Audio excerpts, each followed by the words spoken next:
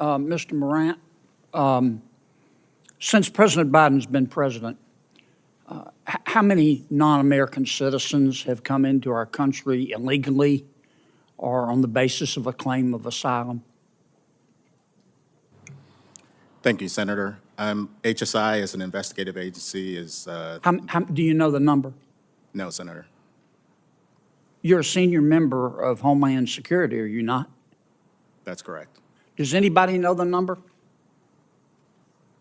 None of you know the number. Try 8 million. Now, of that 8 million, how many were children, Mr. Morant? I don't have that number, Senator. You don't know. Does anybody know? None of you know. Isn't that special? Let's assume half. Okay? 8 million is 4 Nebraskas, right? 4 new states. Let's assume, I don't think it's as high, half of them are children.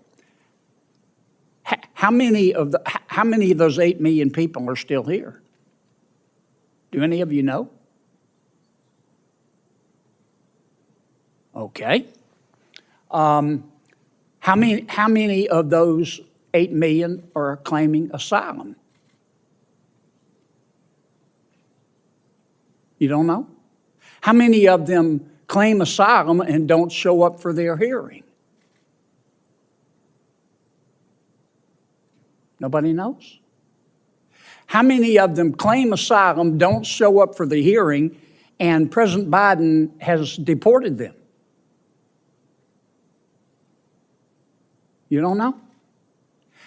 How many of them have claimed asylum, shown up for their asylum hearing, and been denied asylum and been deported? You don't know. How many of them were from Mexico? You don't know. How about 30%? That means 70% were not, right? Surely you know the answer to that. 30% minus 100% is 70%. Am I right? Okay. 30% came from Mexico. Why don't you implement a safe third country policy that says under our asylum rules, you have to seek asylum in the first safe country. So if you come, say, from Venezuela or Nicaragua or another Central American country, you have to seek asylum in the first safe country. Why don't you do that? And then that would eliminate 70% of the 8 million. That's 5.6 million. Why don't you do that, Mr. Morant?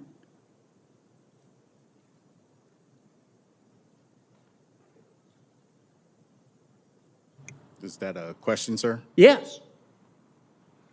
That's All I've been asking are questions. That's beyond the purview of HSI. Oh, okay. How about you, Mr. Salazar? You're a former advisor to the vice president. How come we don't do a safe third country agreement? Sir, we're working with our partners in the region. 21 countries signed on to the Los Angeles Declaration. Have you done a safe third country agreement? You've had, what have you been at it, 2 years?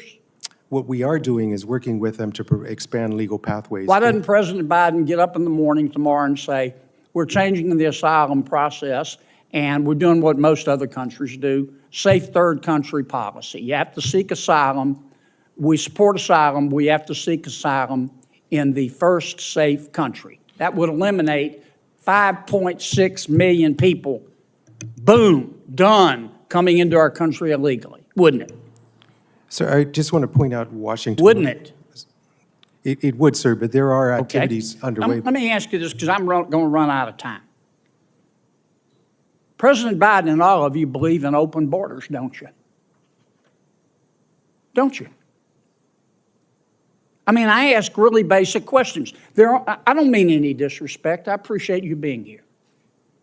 And I know you all love our country as we all do.